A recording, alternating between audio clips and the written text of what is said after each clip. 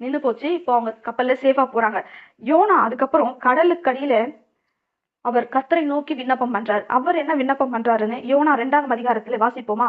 அந்த மீனின் வயிற்றிலிருந்து யோனா தன் தேவனாகிய கர்த்தரை நோக்கி விண்ணப்பம் பண்ணி 2ஆம் வசனம், என் நெருக்கத்தில் நான் கர்த்தரை நோக்கி கூப்பிட்டேன். அவர் எனக்கு உத்தரவு அருளினார். நான் பாதாளத்தின் வயிற்றிலிருந்து கூக்குரலிட்டேன்.